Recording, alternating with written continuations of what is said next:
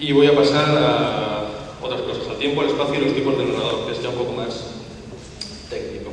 Antes de escribir la novela tendríamos que tener en cuenta estas cosas. Evidentemente, el tema de la novela muchas veces define el tiempo y el espacio. Si vamos a escribir una novela de ciencia ficción, por ejemplo, el tiempo será un futuro lejano o cercano y el espacio pues será en una galaxia muy lejana o donde usted quiera publicarlo. El narrador a veces también se define solo. Hay veces que una novela no tiene otra manera de ser escrita que con un tipo de narrador en concreto. Tengan eso también en cuenta. Yo les voy a dar algunos tipos de narrador. Los narradores coinciden con las personas del verbo. Es decir, tenemos narrador en primera, narrador en segunda, narrador en tercera persona. Y corresponden al yo, al tú y al él. Narradores en tercera persona. Tengo aquí Julio Cortázar. Uno de los relatos cortos de Julio Cortázar, en tercera persona. Empieza de todas maneras con un diálogo. Si le viene bien, tráigame el hogar cuando vuelva, pidió la señora Roberta, reclinándose en el sillón para la siesta. Clara ordenaba las medicinas en la mesita de ruedas. Recorría la habitación con una mirada precisa. No faltaba nada. La niña Matilde se quedaría cuidando a la señora Roberta, la mucama estaría al corriente de lo necesario. Un narrador en tercera persona que habla desde un él. Lo tenemos en las personas del verbo y en la manera de narrar. ¿En realidad quién está narrando esto? Algunos autores dicen que el narrador en tercera persona es un personaje más creado por el propio autor. Otros le dan un sentido más poético, filosófico, y dicen que es el cuento el que se cuenta a sí mismo. Tengan en cuenta que desde el siglo XV hasta incluso el XVII, la gran parte de los libros, de los libros de las historias se leían a viva voz, se leían en voz alta. Había un trovador que leía las historias. Y poco a poco, cuando este trovador fue desapareciendo, nos quedamos con esto. Entonces, un ejemplo de narrador en tercera persona. Hay varios tipos de narradores en tercera persona, narradores basados en el él.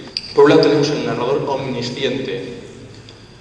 El narrador omnisciente es el que sabe todo acerca de sus personajes. Se introduce dentro de su cabeza, saca de ellos sus pensamientos, los expone para el lector, sabe lo que sienten, tanto los personajes como los enemigos, como todas las cosas. Sabe quién viene desde lejos antes de que lo vean los personajes, sabe lo que va a ocurrir, lo sabe todo absolutamente.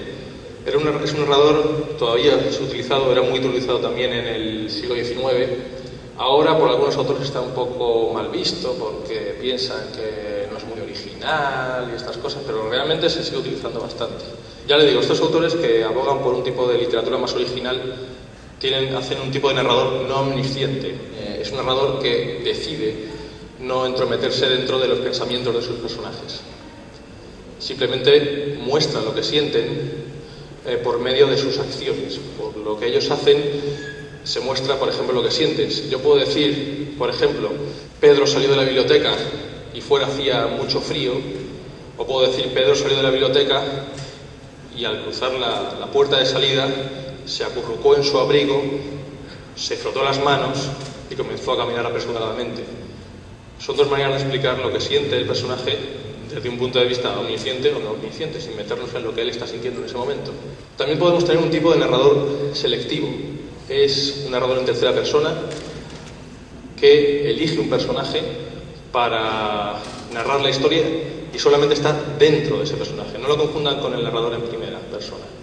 El narrador en tercera persona selectivo sigue basándose en un él, pero solamente conoce los pensamientos y las sensaciones de ese personaje en concreto, de un único personaje, y lo sigue a través de toda la historia. Por ejemplo, en mi novela Peones Ciegos, yo solamente me meto en los pensamientos y sensaciones de Thomas Campbell, del protagonista. El resto le rodea, pero yo no explico nunca lo que sienten, exceptuando por sus acciones, pero nunca por los pensamientos. Luego tenemos también un narrador multiselectivo, es decir, el narrador en tercera persona se introduce dentro de varios personajes elegidos, no en todos, porque entonces tendríamos un omnisciente. Elige algunos cuantos, selecciona a unos pocos personajes para introducirse dentro de sus pensamientos y sus sentimientos. De ahí pasamos al narrador en primera persona, la primera persona del verbo. Generalmente dicen algunos autores que escribir un relato en primera persona es más fácil que hacerlo en tercera. Yo eso no lo tengo muy claro, pero se los digo para que tengan constancia de que sí hay efectivamente algunos autores que dicen eso, que es más sencillo. Lo que sí creo que hay es una mayor cercanía con el lector si se escribe en primera persona. Es un pensamiento personal. Bien, el narrador en primera persona, ya lo he dicho, narra desde un yo. Pueden ser de dos tipos fundamentales.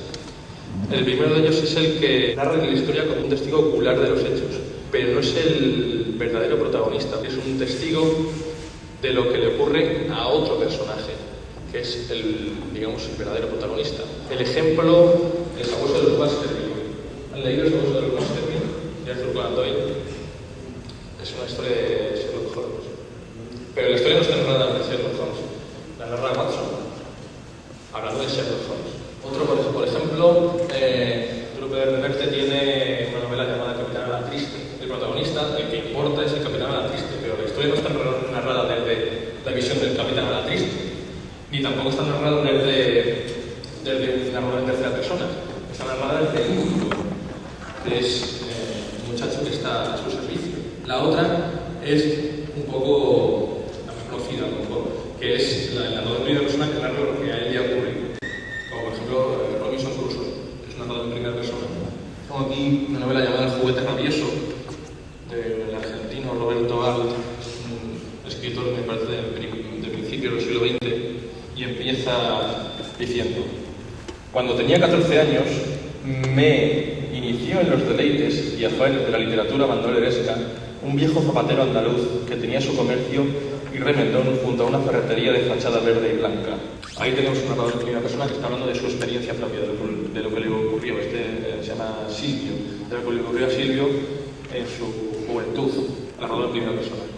Tenemos una variante de los tipos de narrador en primera persona, que es el narratario.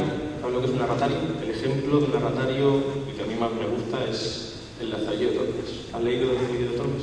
El Lazarillo de Tormes dice algo así como: pues vuestra merced, escriba el caso, he preferido hacerlo muy por extenso, bla, bla, a mí me llaman Lázaro de Tormes, bla, bla, y sigue.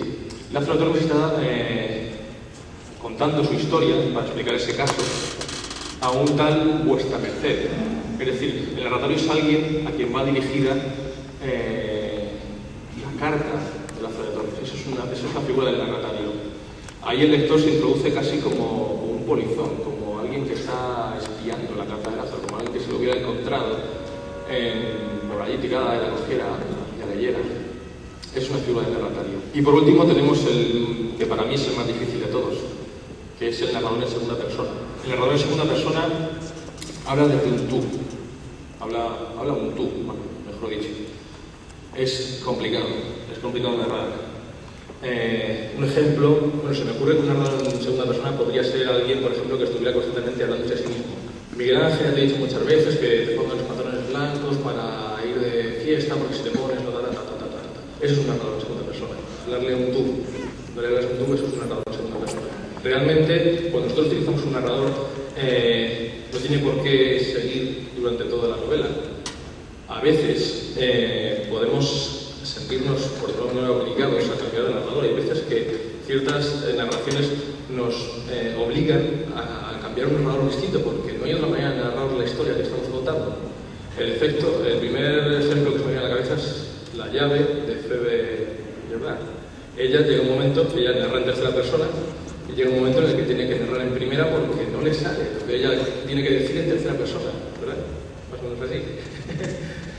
Eso, entonces, tengan en cuenta eso. Pueden cambiar de narrador, háganlo de todas maneras con orden y concierto. No pueden estar narrando en tercera persona y ¡pum!, cambiar a primera así porque sí. Sus cambios de narrador los hace adecuadamente, ordenadamente, cambiando de capítulo. Cuando cambia de capítulo, hay un cambio de narrador, no se encuentra un narrador en primera, entonces es así como deberían hacerlo. Se pueden mezclar, tengan en cuenta que se pueden mezclar tipos de narrador con un orden y concierto adecuados a la historia que vamos narrando.